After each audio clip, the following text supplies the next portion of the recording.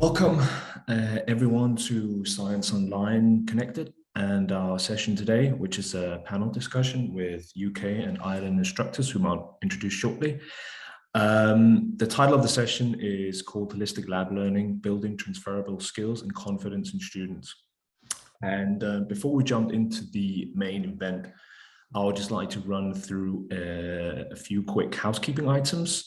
So you're encouraged to write any questions that you might have in the Q&A tab. So that's located at the bottom of the toolbar. So if you write any questions that you might have, we'll go through them later on in the session, in the Q&A part of the session. Secondly, the session, along with all of the sessions for the event, will be recorded. So once you've registered, we'll make sure that they get sent out to you by email, probably over the next week or so. And if you have any questions following any of the sessions, please email info@labster.com. Now, for the session itself, I'm delighted to welcome Dr. Victoria Allen-Baume, chemistry lecturer from the University of Essex, and Dr. Therese Uniacke-Lowe, senior technical officer from the University College Cork. A big welcome to you both here from us at Labster. Good morning, afternoon. Yes, good morning, good afternoon. I think there's people from all over tuning in. So yes, definitely good morning, good afternoon, and good evening, depending on where you are. In this panel, you'll hear about how virtual lab simulations are being used in Therese's and Victoria's science programs, and why they'll continue to leverage the technology to empower their students with transferable skills. And let's jump straight into the questions. So each of you have successfully implemented labs with your students. Can you tell us how it's being used in your courses, and also, if you wouldn't mind, of course, introducing the course that you teach as well? We can start with you, Victoria. Okay. Hello. So we run a foundation year at the University of Essex, and we've been going since 2018, and we've had Labster on board from the beginning of our course. And we have two subject-specific modules, so that's an introduction to biology and chemistry for biology. So we run a wide range of the Labster simulations within our different classes and modules.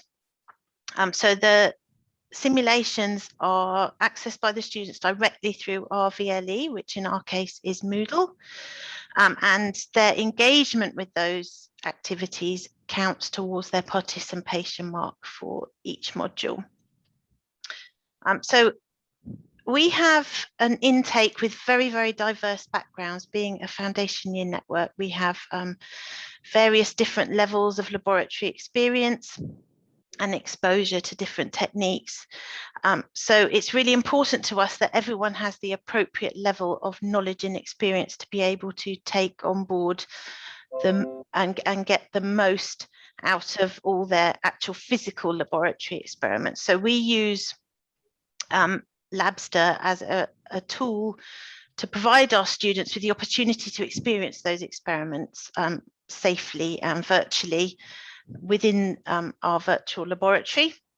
And so when they come to the actual physical laboratory, they are much better prepared for that situation. And it also helps embed that background theory within the experiment, rather than them feeling that it's a completely separate experience. It embeds it within the simulation, and so therefore they are much better prepared for their actual experiment and their understanding.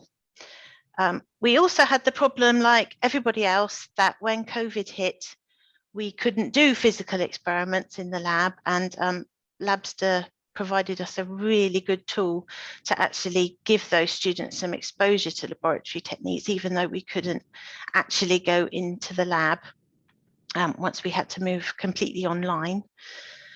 And also our students use these The new shorter simulations have proved really popular in just reminding people of techniques if there's something that they just need a quick refresher on. Those little short bite-sized ones have proved very popular with our students. Glad to hear that. Yeah, the focus simulations. How about Therese, your introduction of Labster to your students? Yeah, I first started looking into Labster about 4.5 years ago when Labster actually held a workshop in our university, and I was very impressed with Labster as a digital teaching technology, and actually applied for a Teaching and Learning Award, which was granted. So it allowed us to use Labster as on a pilot scale with the third year students that I teach, and that would have been kind of fundamentals of chromatography have been the main topic. But since then, you're probably aware that UCC now has a license. This is our second year with it for all Labster simulations. So it's been used right across the College of Science, Engineering and Food Science where I work. I'm in the food science area, and also the College of Medicine and Health. So we have, last year we had close to 3,000 unique student users, but more like, if you looked at, there obviously there's overlap, so it would have been about 5,500 students access different simulations, and it went across about 74 modules in the university, which is extensive. So it's very difficult to kind of pinpoint. I can speak for food science just shortly. So we have a large number of users within the university now. We've just renewed, as you know, our Labster license, which is going to remain with us for at least the next 5 years. So it's most COVID, as Victoria mentioned, probably had an effect last year on our use of Labster, but COVID didn't drive the purchase of the Labster license. That was actually in the offing anyway. It has probably accelerated the use of virtual laboratories by maybe 4 or 5 years. But it's not something that came about because of COVID, and we're very clear on that when we sort of present in webinars like this, or when I present across the university. So generally, I think actually in all cases at the moment, anyone across science and engineering or medicine and health are accessing via the LMS, which is Canvas in our case. Students are, and also we have used Labster just because of COVID for some of our outreach activities. In that case, it wasn't accessed via Canvas, it was accessed by links that were provided by Labster. So we've also used it for school kids, because outreach is a huge part of our program. But within food science, and I guess it's probably the same across all the other modules, we're using Labster in a number of different ways. It has been used to replace almost entire labs due to COVID, but our primary use has been to supplement labs and to better prepare students, as Victoria mentioned, but also to give them experience of techniques that you can't learn in a laboratory session. We can demonstrate them, we can kind of show them one we prepared earlier. But for example, if you look at protein measurement using the Keldal instrument, we can't, that's actually quite a dangerous technique. We tend to just demonstrate it to students, but they get the full immersive experience of it using the Labster simulation. It's really, really beneficial to them. So in that case, we're using it to supplement our lab material.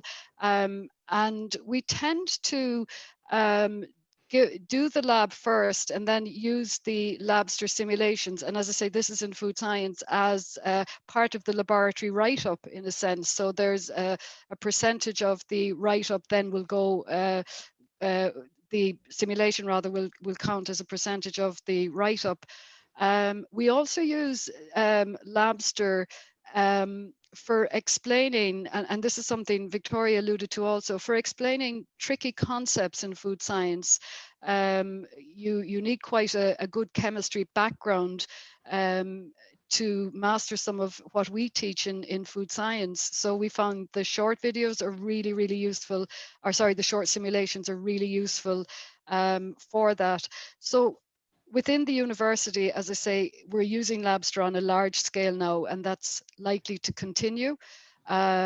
We thought this year there might be a drop off. In actual fact, it's the reverse, because we do now have in-class laboratories, but from the experience of using it for COVID purposes last year, the usage this year has actually gone up considerably, both across the two colleges I've mentioned. So I'm not sure if that entirely answers your question. So it's not, my answer can't be as specific as Victoria's, because we have so many users across so many modules.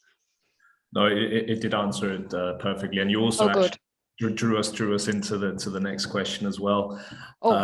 Because you no, it was absolutely fine. It leads us into the next question, which is, so you touched on it here with having used the labs as a lab replacement during COVID, but I think we all soundly agree that there's no replacement for in-person lab learning. But Victoria, what benefits did you see in using the labs to supplement live lab learning now that we're sort of now that we're back in the wet labs, so to speak? Yes, I find if I use them as preparation materials for the lab, our students are gaining that exposure to the procedures and the equipment and so on before they get into the lab, and that provides them with a great deal of confidence when they actually come into the lab, and it saves a lot of time from my point of view. When we have limited time and space within the laboratory, the better prepared the students are when they arrive, the more experimentation we can actually get done rather than explaining things, if you see what I mean. So it's really important that they've had that exposure prior to coming into the lab, so they can repeat those virtual experiments as many times as they like. They can make the potentially dangerous mistakes before they walk into the lab, and that provides them with a great deal of confidence. As I mentioned, a lot of our students have very varying levels of exposure to laboratory situations prior to coming to us, so that really helps them. Yeah, so surveys I've done have suggested that more than 70% of our students have found that Labster has actually given them much more confidence when they come into the lab to perform the experiment for real. I'm very glad to hear that. And when they come from varied backgrounds, have you then found, as their teacher, as their instructor, have you then found that it's helped level out the skills gap then when they do come into the wet labs, that it's a more level playing field and therefore also easier to progress the exercises that you're doing in the lab? Absolutely, yes, yeah, it is very much a leveling up exercise, so everyone has had some exposure to the techniques before they get there. Yeah, very much so. Really happy to hear that. And Therese, you touched on it as well. Do you have a similar experience of it? I think so. Largely, our student cohort in food science is probably slightly different to Victoria's, because we have, if I talk primarily about, say, our third years and fourth years, they will have had laboratory experience in chemistry in first year with the chemistry department, and we also obviously do first and second year labs. But one thing to point out is that one half of our student cohort in third year are actually international students. We have a full class, a full degree program actually with BTBU in Beijing. So these students are 100% international students. And for them, it's actually really important, the Labster experience, because it's difficult for us to determine how much laboratory experience they have. So using Labster obviously helps an awful lot. And particularly, we use, I did mention earlier that we often give the simulation as part of the laboratory, we'd say report write-up, but we do actually release the simulations to the students beforehand, and they generally will actually view them. But for some, it's compulsory. We have some mandatory simulations now that our third years and fourth years use before they actually come to do any of work in the lab. The laboratory simulation, the laboratory safety simulation, and the chemical symbol simulation, which is a new one. And also there's another one I can think of at the top of my head is the micropipetting one. So they use these, we actually give these out as mandatory components now, so to prepare the students for working in the labs. But the other thing, I guess, to point out, and it's possibly, maybe I'm jumping ahead slightly here, but our students in third year are, will be going, part of their year is 6 months work placement in industry. And we're really focusing on their experience with laboratory instrumentation and techniques so that they have confidence when they go out into industry, into this work placement. And obviously then our fourth years are generally going into the food industry or research when they have their degrees. So it's invaluable for that. And a bit like Victoria, I mean, previous surveys I've done with their students would really have had between a 70 and 80% satisfaction rating from students in terms of how Labster has helped them either prepare or in their work placement and so on. So that's kind of our broad experience of it. No, I'm really happy to hear that that's been that they've found that there's such a high degree of satisfaction with, and also, like you say, especially preparing for industry. It's I imagine it's a very beneficial to be comfortable with all the techniques that they're going to be using and introduced to in 6 months placement. Absolutely. I think just one interesting thing to point out, COVID actually helped us with the engagement with Labster in a kind of a slightly bizarre sense, because when we had used it pre-COVID, which was, as I say, part of my own research project, we had a little bit of resistance from our students, not our international students, I'll say our homegrown Irish students who aren't necessarily 100% Irish. We have international students in that program also. They had varying reports back to us on how they found this self-directed learning. And as I say, this was now 2 years ago, whereas our and a lot of them said, could you not do it in a kind of a PC lab where it was almost sort of slightly childish, where we can play together and it's more competitive, the environment.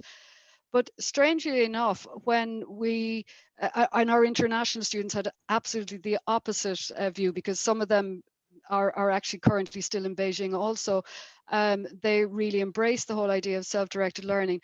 But within a couple of weeks into COVID, our students completely changed their viewpoint, and now they're in class with us also, and they're really embracing the idea of simulation learning and the fact that it's self-directed. We do give them a time period within which to complete the simulation, even though they have access all year to it. But COVID has done us a huge favor there, and has brought the importance of digital technologies to the forefront for students also, and they seem to really enjoy it now. Okay, no, I'm glad to hear that. That's quite an interesting turnaround for them. That it was huge. The turnaround was huge, and it was actually kind of seamless when COVID started.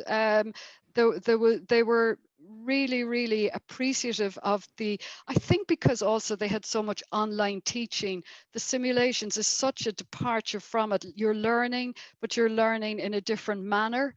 And they really, really enjoyed it, and still do, even though they're on site now as well, No, I'm glad to. I think also one of the we had not long ago, we were at the Student Success Forum as well, where we also had a lot of input from students who had a perception of what digital learning was like before COVID hit, but then when the pandemic came around and digital solutions were embraced, of course not just for STEM, but for other parts of learning as well.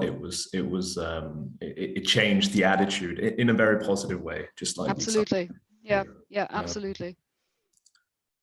And also now, so Therese, UCC is part of the HCI project, a government-backed longitudinal study to measure the impact of 5 tools, including Labster. Is that something you could tell us a little bit more about? I can indeed. It's not actually.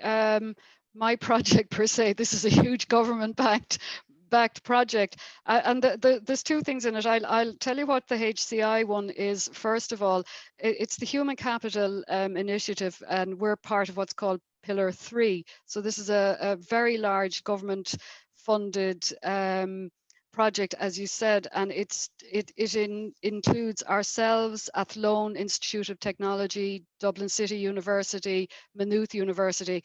So it's headed up in UCC by one of the senior lecturers, Eric Moore, in chemistry. So I suppose it's a very heavily funded project. As I say, it's part of a big government initiative in digital technologies and teaching. And I suppose its purpose is to reinforce practical techniques and concepts to support inquiry-based learning, teamwork, transferable skills, which we've already mentioned, and so on. And it also importantly involves a lot of our enterprise partners. So industry partners are also involved and input into the project.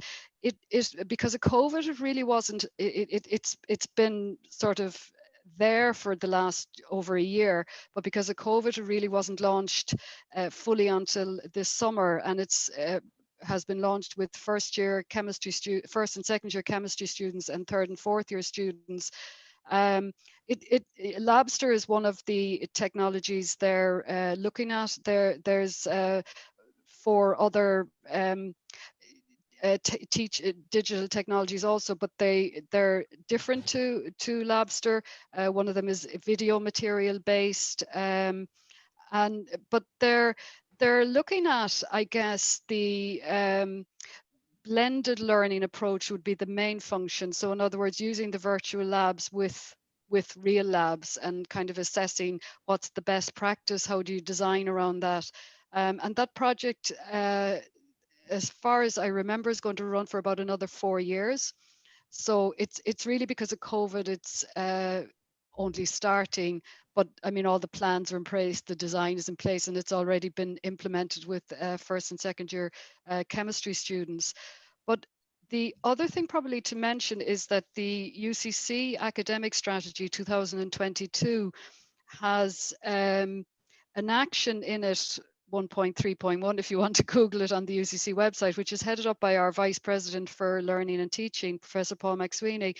And this also involves the use of Labster in particular and other virtual resources. It's the title of that particular action is Enhancing Digital Learning Experience for All Students. So Labster, other teaching technologies, and also the HCI project would kind of report into that group maybe a couple of times a year. I know we have a meeting in about 3 weeks' time. So, you know, it's not just coming from government funding, it's part of the academic strategy within the university also. We have a very large and very, very good digital technologies department actually within the university. That's kind of it in a nutshell. So yeah, so it also, I mean, so I guess the project that the government is doing actually, like you said, aligns quite well with UCC's long-term strategy.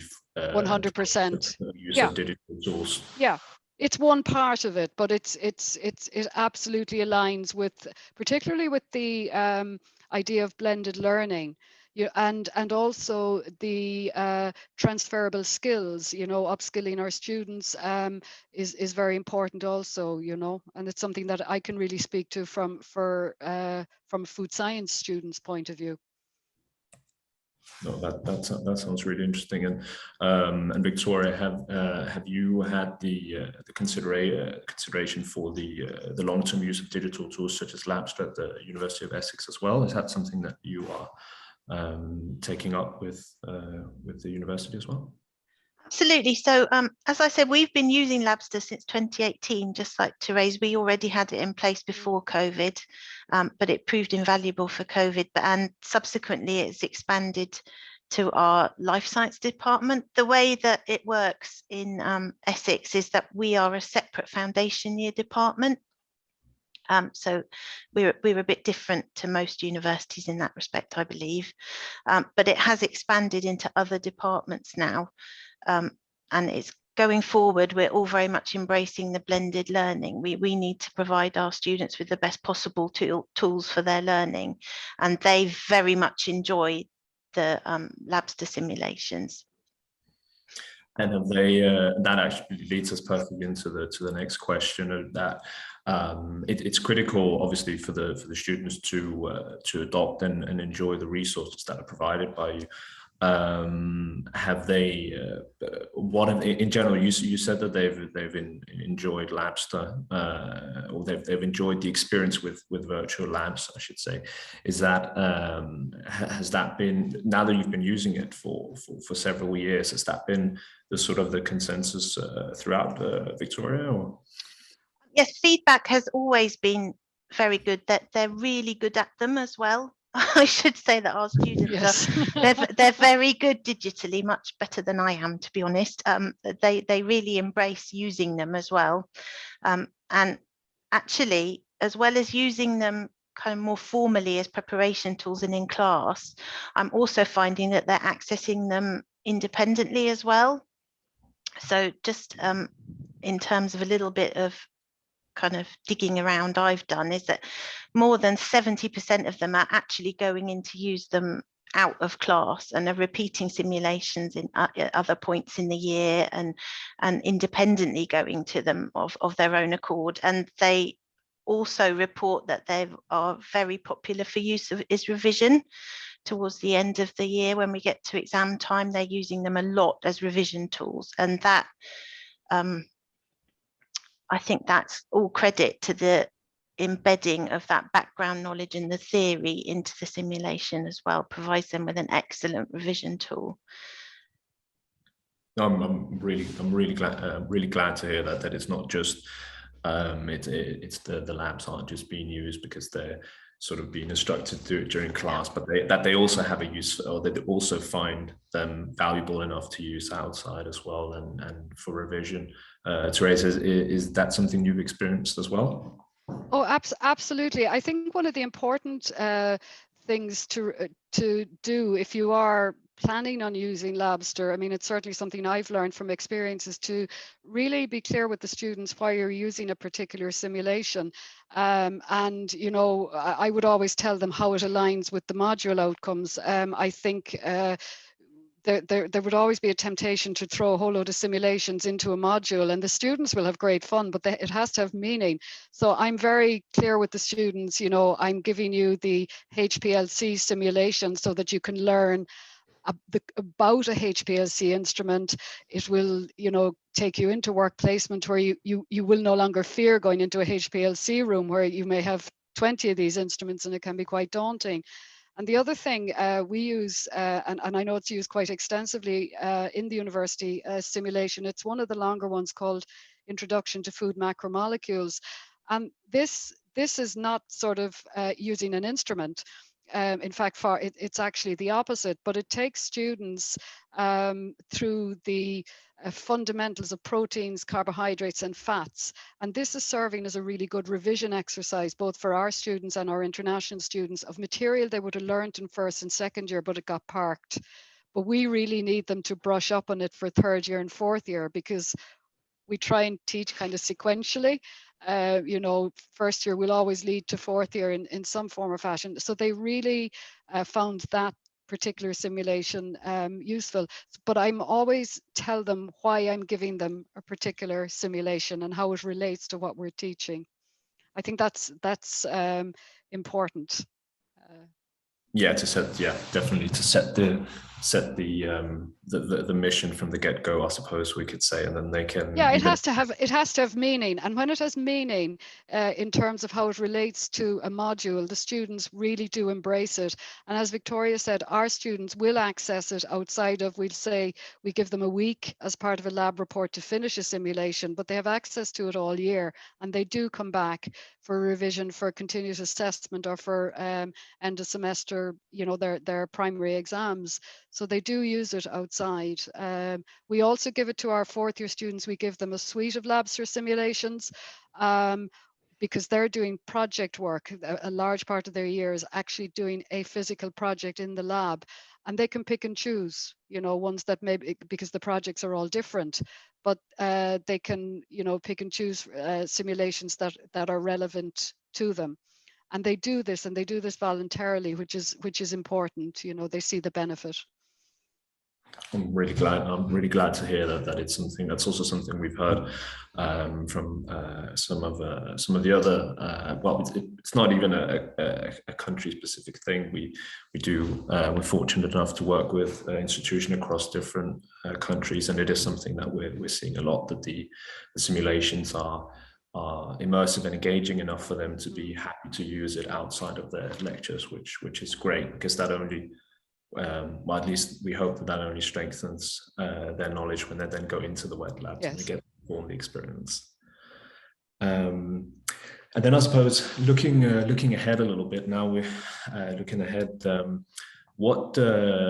Victoria, what do you think the future holds for lab learning, blended online resources, so of course in combination with the live lab experiences?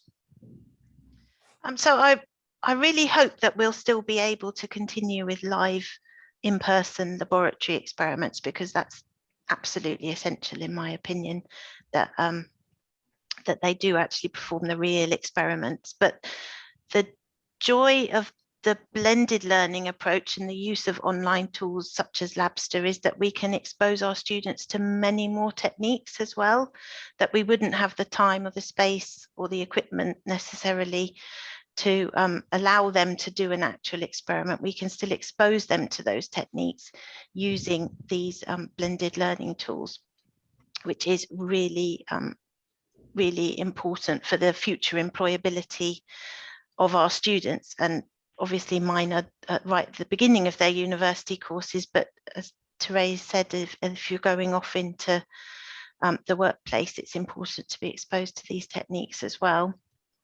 And I think there's a lot of interesting possibilities coming down the line as the technology improves, such as virtual reality and so on. I think it's really exciting that we could have all these tools at our disposal to help support our students' learning so effectively. And Therese, do you have a similar view on this? Oh, absolutely. I mean, I think that there's two key points here. One is blended learning and the use of virtual technologies, particularly Labster. I mean, obviously UCC has committed to Labster now for the next 5 years, and certainly we'll be working around that. And we have a working group within the university that I chair. It's a bit of an ad hoc group, but it has quite a number of users now, and more coming on board, and that will continue into the future. But the key here is blended learning, as Victoria was saying. And the university has been, our university, and I'm sure others as well, has been very clear. Once some of our restrictions, COVID restrictions, were lifted for this semester, we were adamant to bring students on campus. You know, now we still have COVID guidelines in place, so they're not getting the full experience that they would normally get. And in some cases, particularly in biochemistry and chemistry, where the classes are enormous, Labster is actually being used exclusively for some techniques. But going forward, they will be using it more in a blended approach. But our ethos is to give students live in-person lab experiences in as much as is possible now. And obviously in the future, we certainly don't have plans to replace the experience of being in a lab, but Labster allows them to experience what we can't do with them in a lab due to safety or cost. Yeah, I definitely think that's an important point, because I think it's can sometimes be a misconception that some of these digital tools, whether it's for STEM, such as virtual labs, are perhaps by some people seen as a threat or a replacement for in-person labs. But that's never the intention, and it definitely isn't for our simulation. There's always to use it as a supplement, and like you said, or using it as a pre-lab or for revision tools, essentially supplementing around the wet labs themselves, to strengthen to enhance the students' learning. So I think that's an important thing to note as well. It is important. It's probably the first point I make, and I've given quite a number of presentations and webinars and so on about Labster and how we use Labster and our experience with it. And I think all of my talks have been prefaced by, this is not a substitute for in-house, in-lab experience. And even within my own university or my own school, I do have to emphasize that quite a bit, because there would be resistance to the idea of replacing the in-house experience when someone mightn't know about Labster and how we kind of incorporate it into a blended approach. But I think people are now embracing that idea more and more, and certainly as our restrictions are lifted and Labster becomes more and more embedded, I think that'll just become a natural part of our teaching in a blended manner. And Victoria, to you as well, is it something that has come on your radar as well, this sort of misconception about digital tools perhaps coming across to some as a replacement rather than a supplement, even though of course it's the latter, that's the intention? I think yes, to be frank. But as Therese has mentioned, as long as we explain why we're using them and the benefits to our wet labs, I think if we keep pushing our messages out there, there is a sea change coming, and that's one of the benefits of COVID. If we can use those two words together, it feels wrong, doesn't it, to say a benefit? Yeah, no. But I think that's one thing that has because people were forced to do it, that they've had to embrace it now, and it will continue going forward.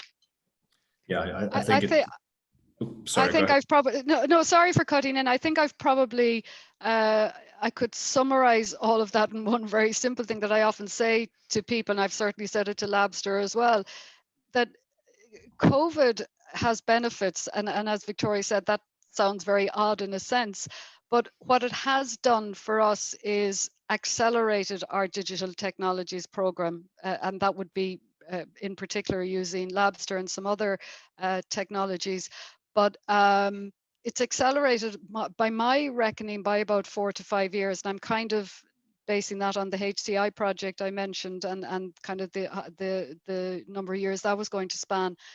But so it would have been used more and more over the next few years. But COVID hugely accelerated that. Yeah, that's also what we've seen, and I think one of the very positive things as well that we've seen as a company is that the institutions, the vast majority of institutions that have signed up with us during the pandemic has also stuck with us and seen it as a valuable resource, as a supplement going forward, even when they're returning to the wet lab. So we're very happy to see that. Well, not again, COVID, if you can't obviously benefit in COVID in the same sentence, but we're happy to see that there has been the acceleration of these tools, because ultimately the goal is that we, for you as instructors, is to equip your students as well as you can for when they begin their careers as scientists, with whichever path that they choose. And we firmly believe that a good way of doing that, and obviously you two will agree, but a good way of doing that is having tools, digital tools to help them, to support them.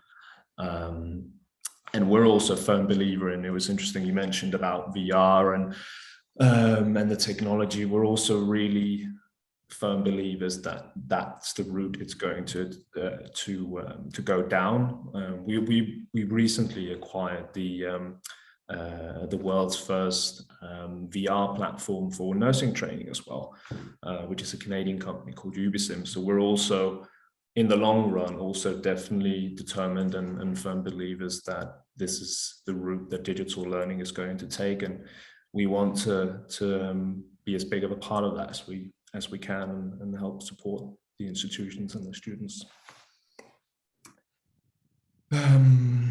Right, let us move on to the Q&A now. Unless there is anything that you, either Victoria or Therese, would like to add to this last comment here. Right, all right, let's have a look, see if there are any. So to the audience, feel very free. So in the bottom of your Zoom panel, there'll be a Q&A tab. So any questions that you have for either us, for Labster, for Theresa, for Victoria, please feel free to put your questions in, and we'll address them. So we'll just give it a couple of minutes for the audience to put in any questions they might have.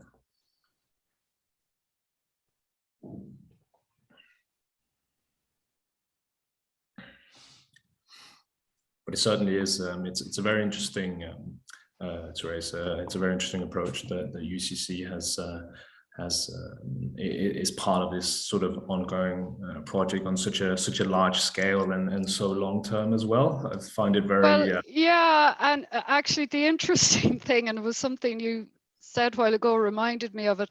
When COVID struck and we couldn't actually go on site, well, I was personally on site because we were on site for essential research. But when the teaching came up, they did contact me, the university, based on my research with Labster and the fact that we had used it.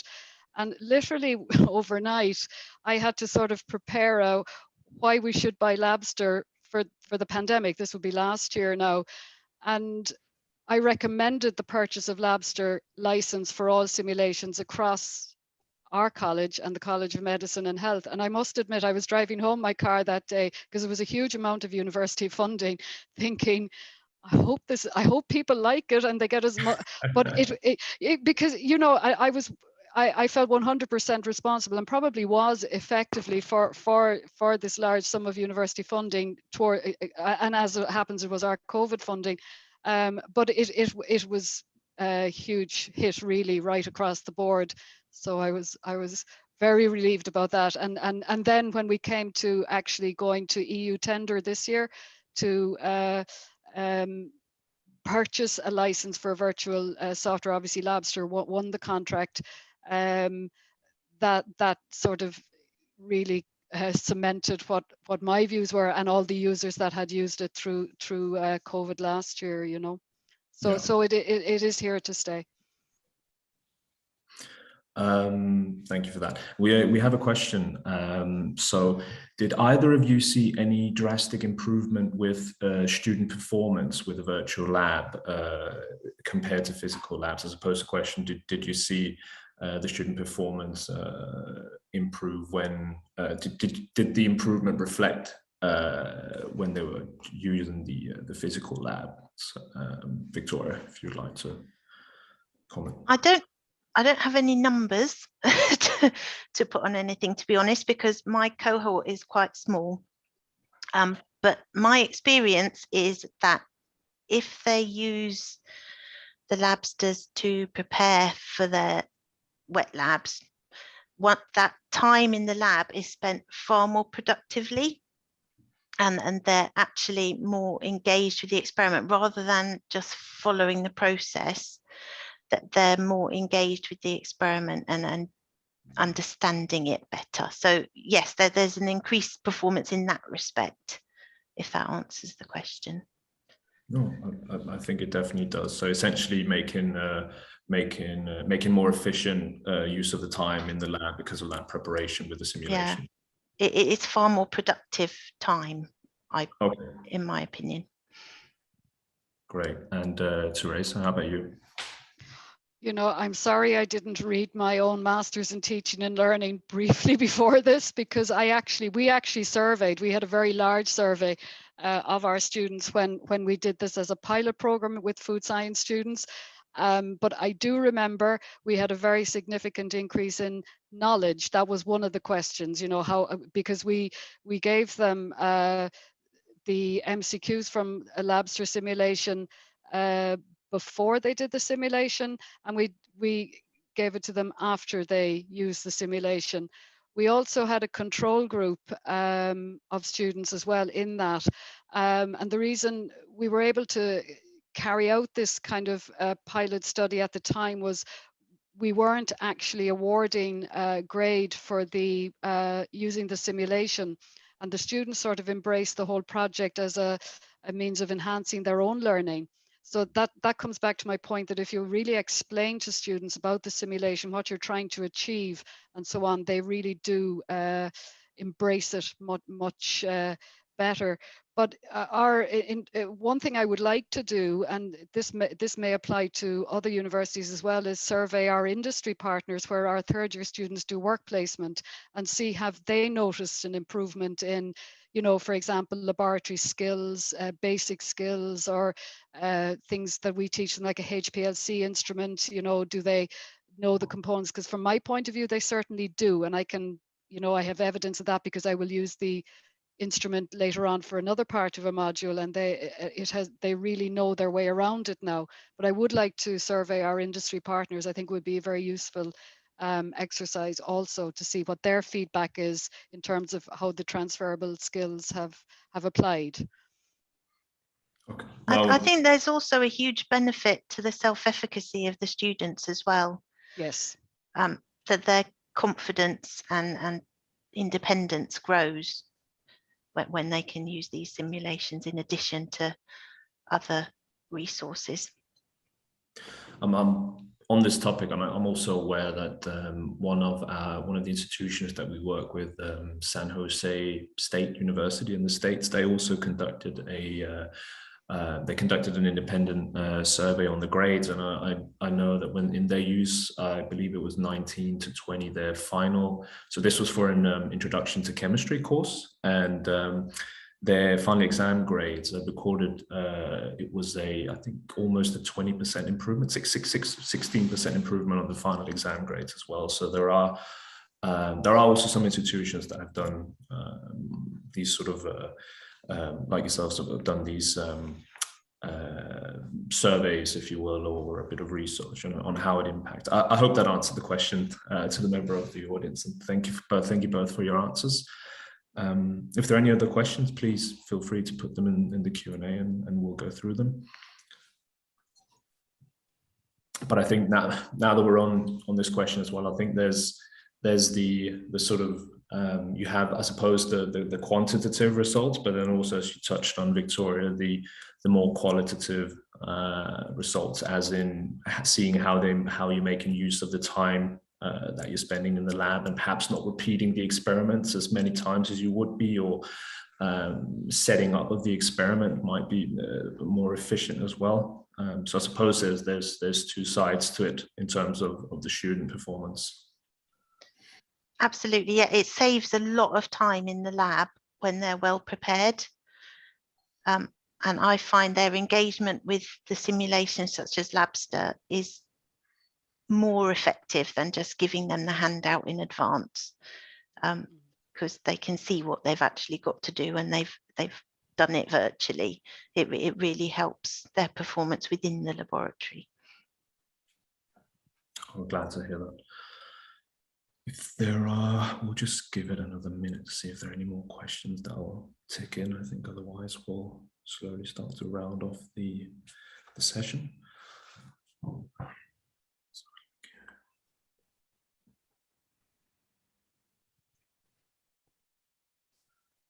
So also a comment in the chat from Dave Cassie. I believe simulations have revolutionized the way that we teach. And I suppose if either of you want to comment on that, very free to. Well, I'd comment on it very briefly. I actually agree with that comment, and I'll tell you why. I've been teaching, for example, chromatography to students for many, many years, and you end up in one of our instrument rooms, which are large, daunting places. They're noisy, all the equipment is going and results are being produced. And I think the students, and I end up standing in there, sort of saying, this is a HPLC and this is what it does. And you can see the students prior to using Labster were quite disengaged, and I'm sure we're dying to get out the door. But when they go away and were able to use the simulation, they had a much better appreciation of what I was trying to show them. And one of the things I point out to them is I'm trying to take the fear out of it. Now, this is only one simulation we use. We use quite a number of them, you know, trying to take the fear out of an instrument room for them. And when they go away and use the Labster simulation, I find them much better prepared for a similar second session I do with them. Actually, it was on this week, where I'm separating different components in a food sample, but using HPLC. And they're much more engaged. They can tell me the parts of the instrument, what I need to do to manipulate the instrument to separate the different components. So it has revolutionized those what we would consider demonstration type labs, and they go on right across the world in many different situations. So from that point of view, they're hugely beneficial in my opinion. I think it also takes away that kind of big black box fear as well, doesn't it? That you put your sample in one end and your results come out the other. So for example, my students use a lot of spectrophotometry. So the Labster simulation of that, they now understand what's going on a lot better, rather than have me lecturing at them and then they see the box in the lab. It's provided that link between the two. Yeah, I totally agree. Yeah. Having been able to, in the simulation, seeing through the box, seeing what's happening, and then giving a little bit more meaning to the whole context. It does. in a visual format, I should say, in a visual format. The other thing, which for anybody who's listening to this panel discussion is very important, is to encourage students to access the theory sections within the simulation. It's something I do spend, you know, time before I release a simulation to the students, explaining to them, because they mightn't necessarily need to as they go through a simulation, because they may be answering the MCQ questions as they go through correctly, but there are points, and it's very important for the instructor to really know the simulation before they release it. So there are points where I will tell them, you know, there's a really good theory section here, there's some very good animation. There was one I remember last week on charged particles moving to an anode and a cathode and so on. So I do learn the simulations really well myself before I release them, so I can point out some beneficial theory sections that they should stop at and explore, even if they're getting the question correct. I think it's a very important message to put out to other instructors considering using Labster or who are currently using it. I agree. I think those, particularly the molecular animations and things, are really valuable. Yep. Yeah.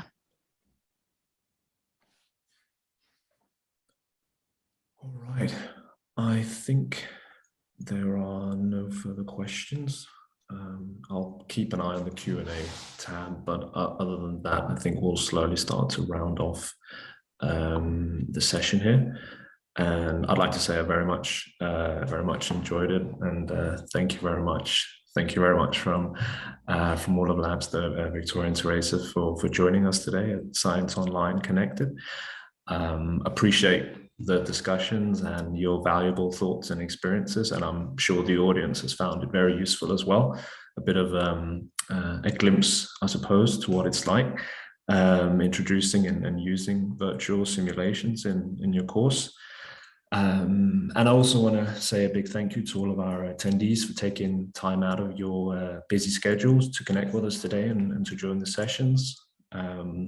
And please note that our sessions are running throughout the day, so if there are any other sessions that you might find useful, you can go back to the page where you registered and there'll be an overview. But thank you very much, Victoria and Therese. More than welcome. Thoroughly enjoyed it, and I hope you did too. And I wish you all a great rest of your day. And if you're joining more sessions, then I hope that you enjoy those as well. Thank you. Thank you. Thank you.